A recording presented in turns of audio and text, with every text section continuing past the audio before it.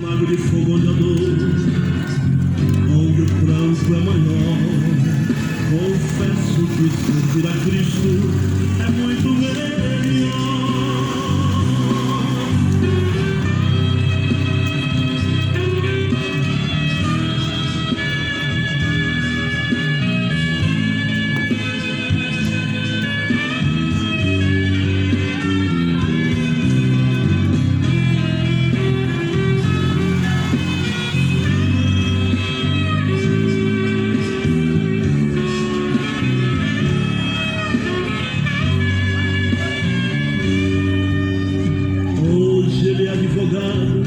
Pra te defender,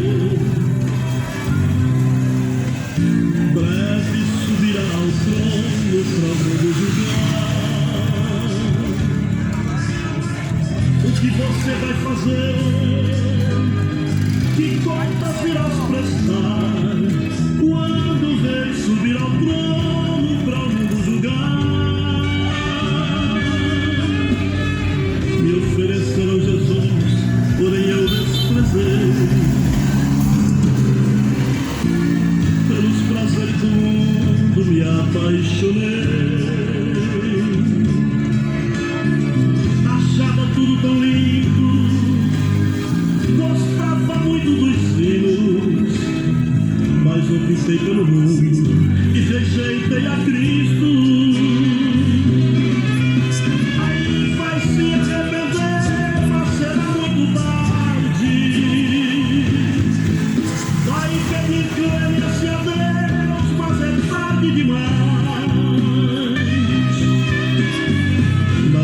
No lago de fogo onde a dor, onde o pranto é maior.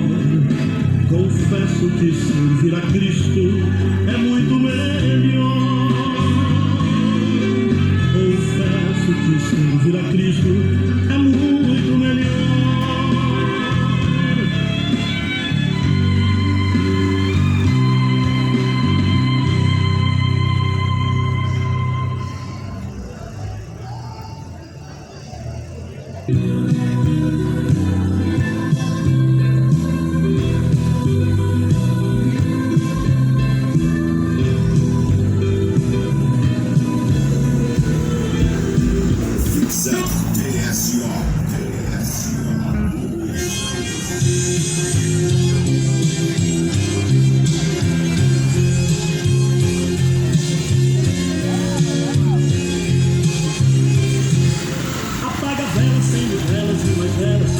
Desta maneira ilumina o seu altar. Quando o altar está todo iluminado, ele pede com cuidado para o santo ajudar. As penitências se envolvem com Maria, a promessa com Maria, com o charado Ceará. Deixa crescer a barba e o cabelo, sobe escada do joelho e não vê Deus operar. Troca agora a vela pela cruz, troca o seu santo morto por Jesus. Jesus responde, não precisa penitência, sentimos sua presença, escutamos sua voz. Quando clamamos, o céu abre, ele responde, ele atende a nossa prece, ele tem amor por nós. Troca agora a vela pela cruz, troca o seu santo morto por Jesus. Jesus responde, não precisa penitência, sentimos sua presença, escutamos sua voz.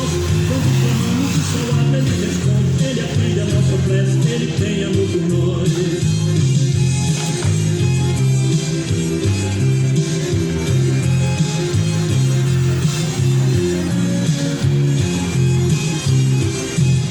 Esconde o santo pra ver se chove na terra, paga a promessa pra ver no que é que dá. Mas a Quitéria e o Joaquim não lhe responde, nem Mané nem o Visconde pode sua vida mudar. E faz novena, acende vela pra Eunice, frustrado mas não desiste, troca o santo de altar.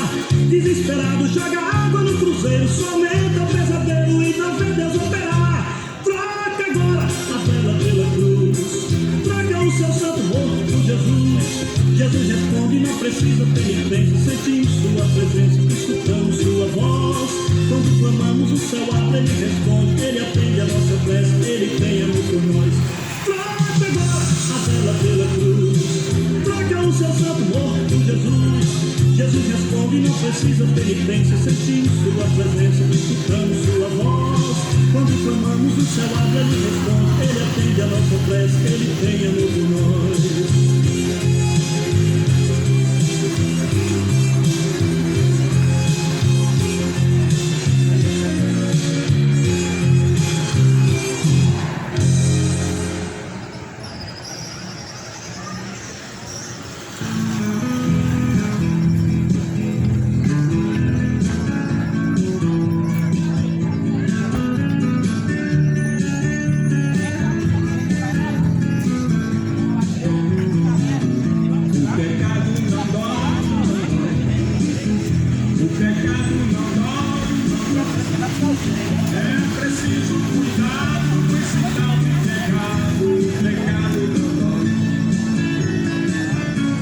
pecado não dói,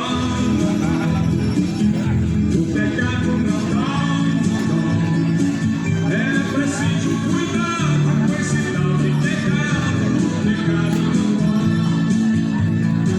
Se o pecado doesse, muitos não pecariam, temeriam a Deus, assim seria melhor.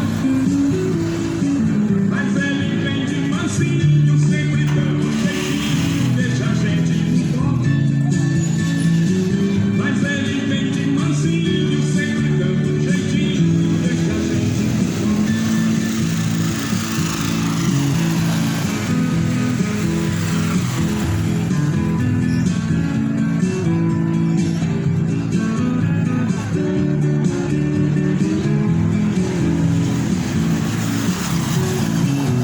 O pecado é uma lepra que ao mundo contaminou. Todo cuidado é pouco, não seja um infrator. Mas ele vem de mansinho, sempre dando jeitinho, deixa a gente no foco. Mas ele vem de mansinho, sempre dando jeitinho, deixa a gente no foco. O pecado não dói, o pecado não dói.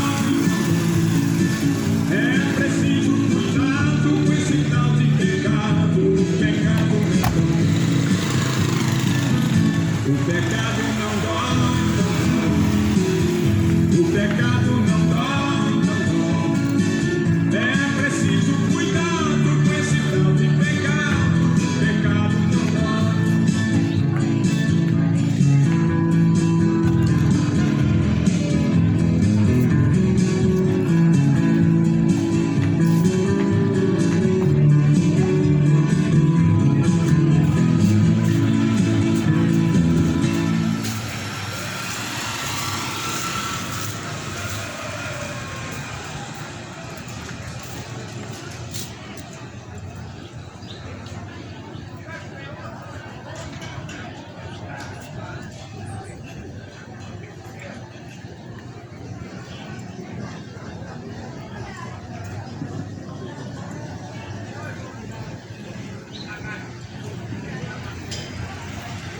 Muito bom dia. A graça e a paz do Senhor Jesus seja contigo.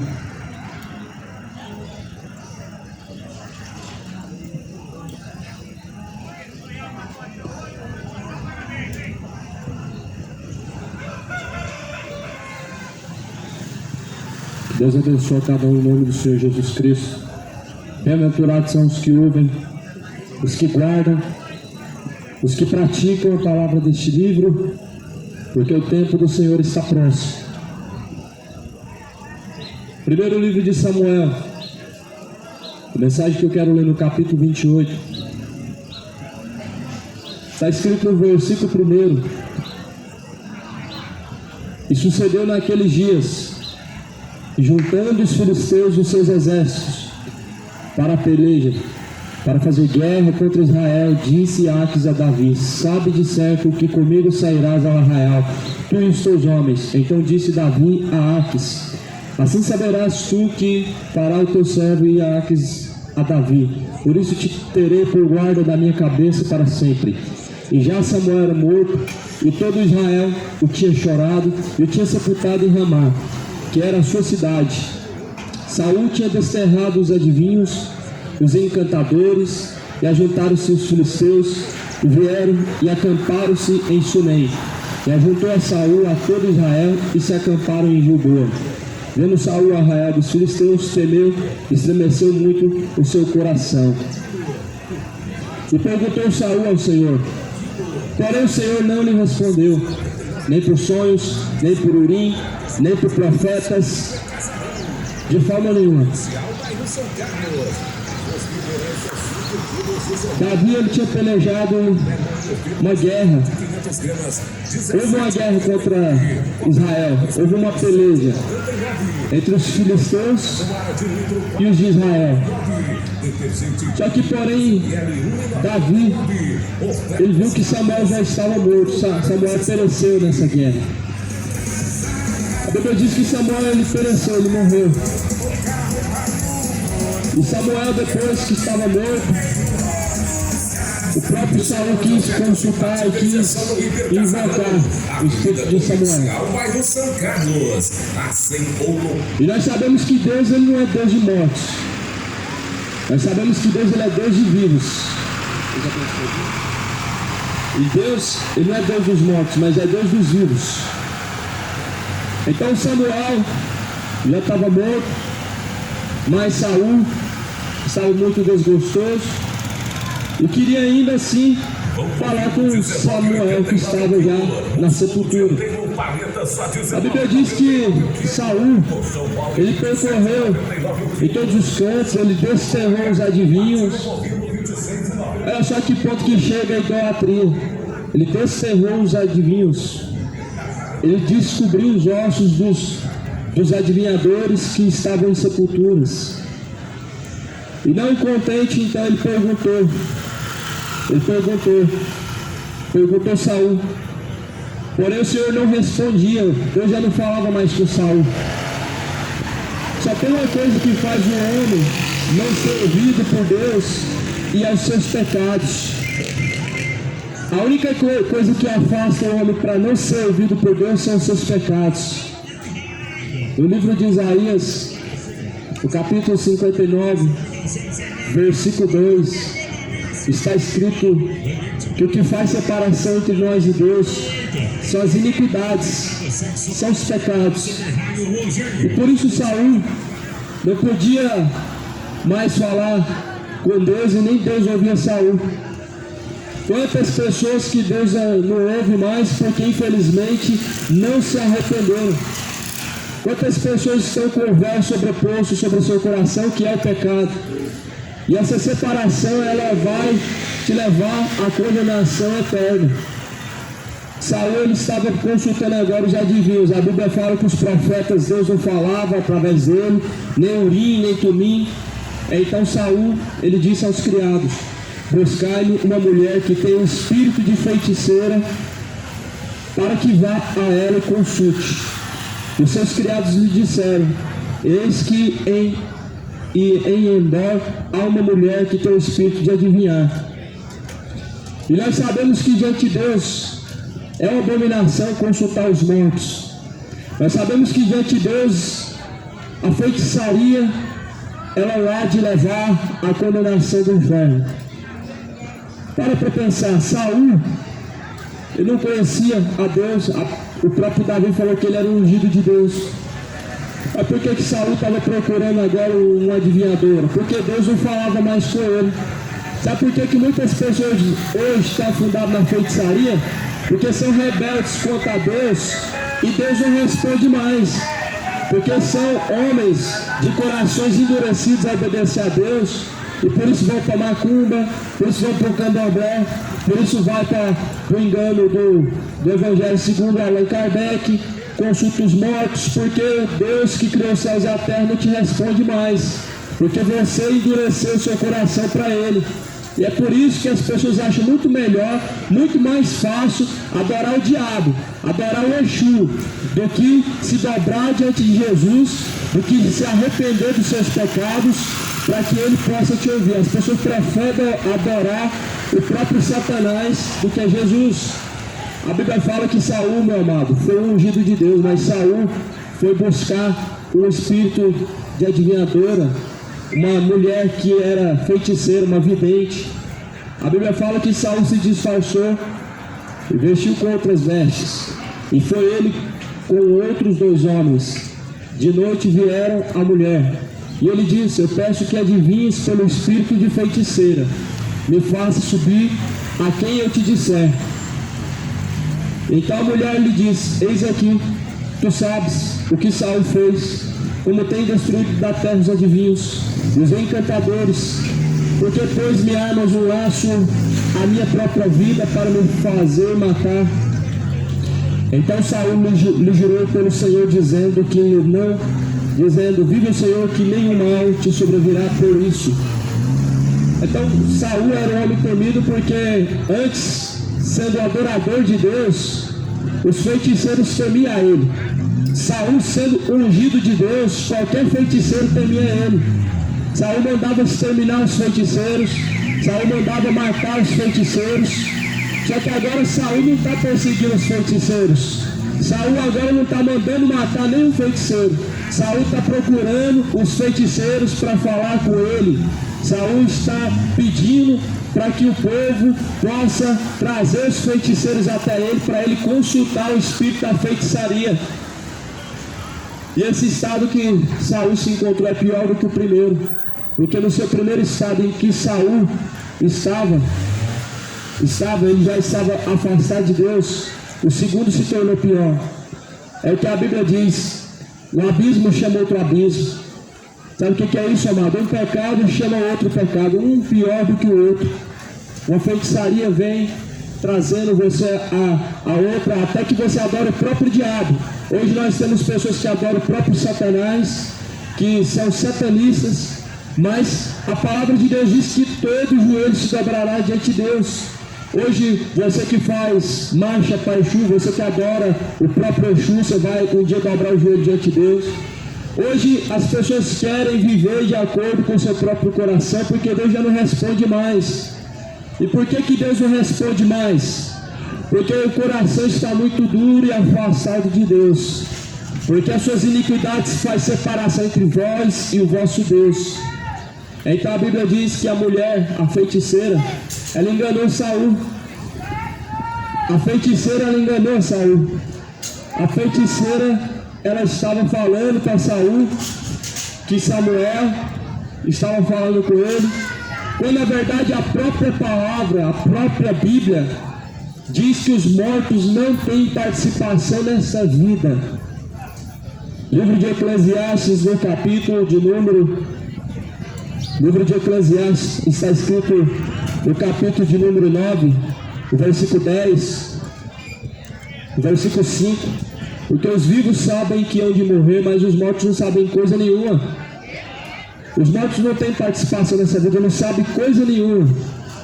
E os que o buscam os mortos, buscam pelos espíritos de feiticeiros, espíritos de Umbanda, de Exu, Pombagira, sabem muito menos ainda, são mais cegos ainda.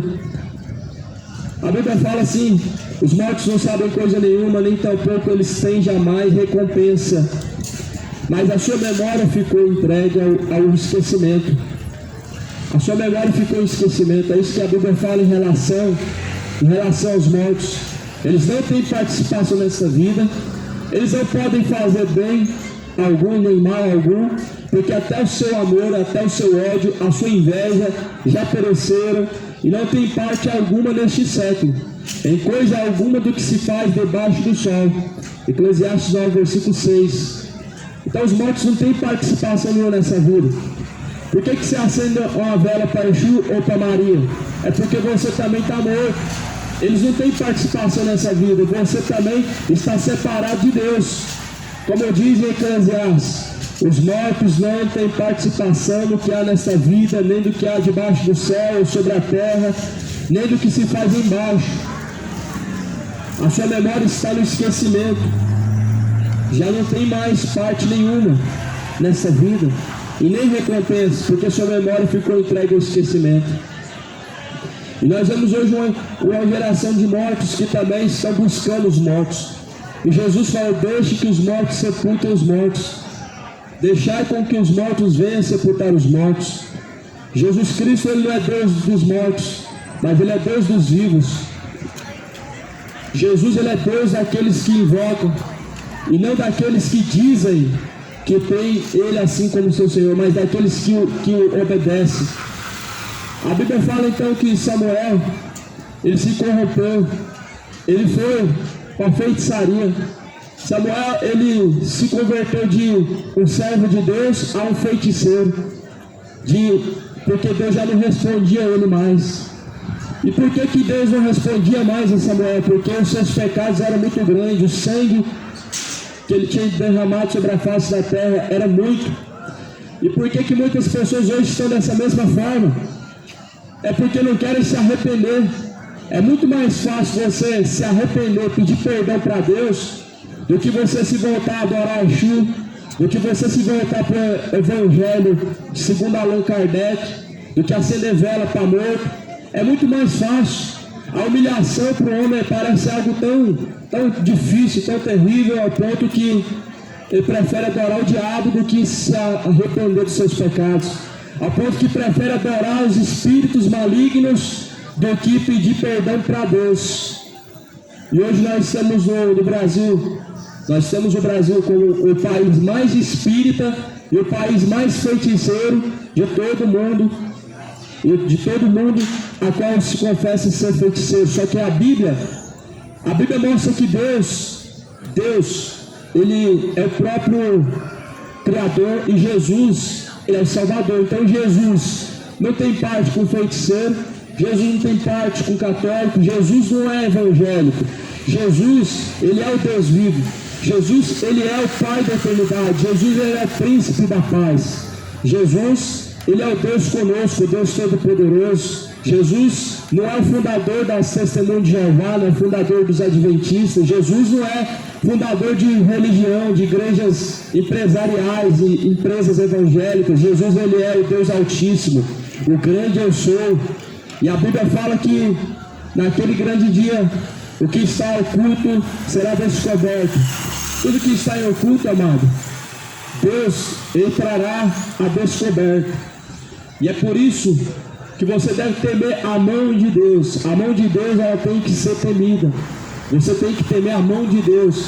A Bíblia fala: não temam aos homens que matam o corpo e que com a alma nada podem fazer, mas temam antes a Deus, porque Deus tem o poder para lançar tanto o corpo como a alma no fogo do inferno.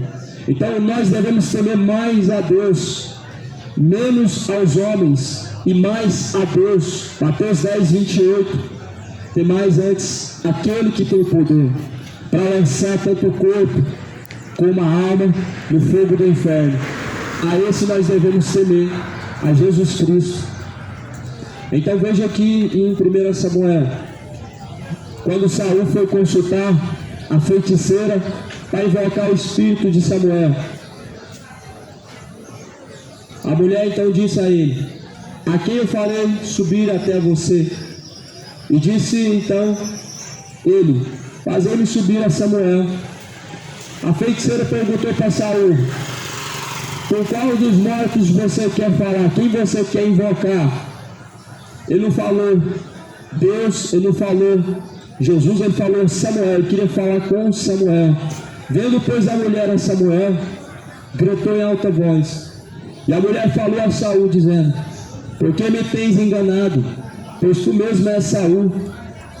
E o rei lhe disse: não temas, porém é o que vês. Então a mulher disse a Saul: vejo deuses que sobem da terra.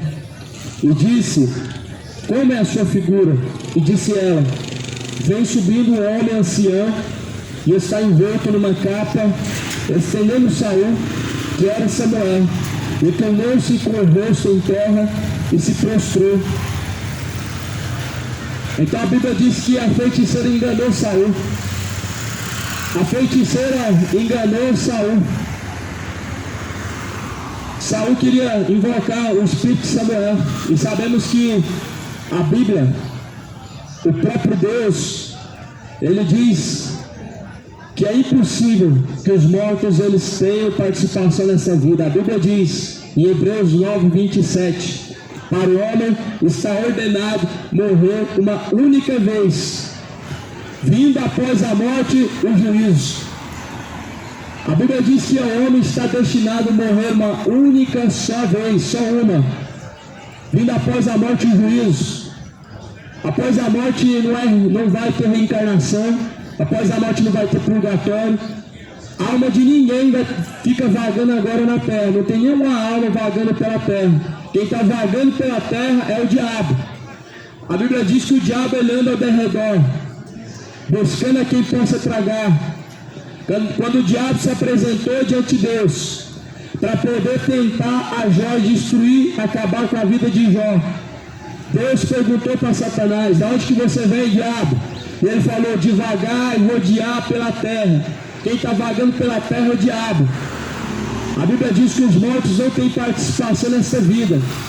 A Bíblia diz que até a sua memória está em esquecimento, até o seu ódio está em esquecimento, nem o seu amor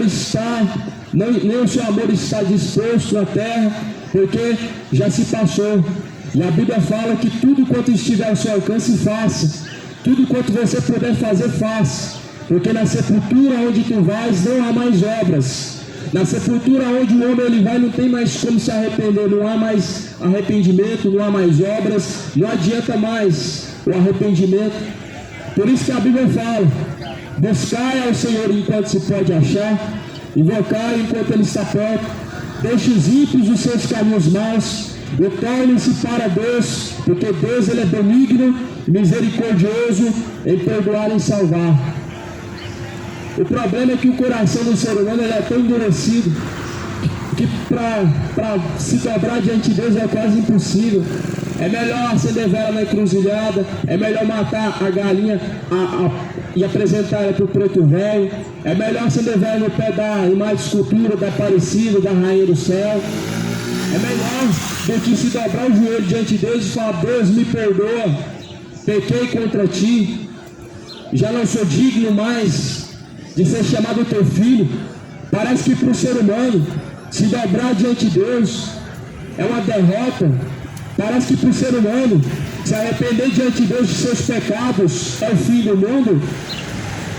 Só que fim do mundo é você entregar sua alma para Exu, é você entregar sua alma para a Rainha do Céu, é você dobrar seu joelho para a Rainha do Céu e para Exu.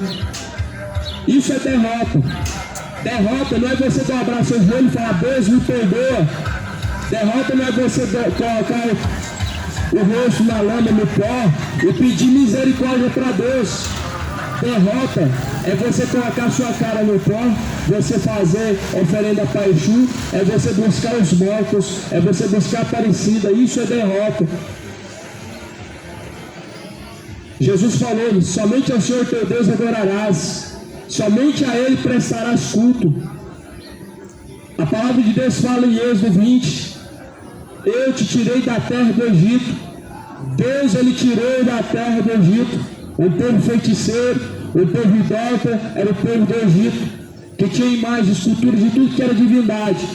Tudo que era divindade que tem hoje, o povo do Egito tinha também. O povo hoje tem o santo casamenteiro, o povo do Egito também tinha a imagem da divindade que fazia casamento, a divindade que fazia cair chuva, a divindade que trazia fertilidade, que tornava o homem forte.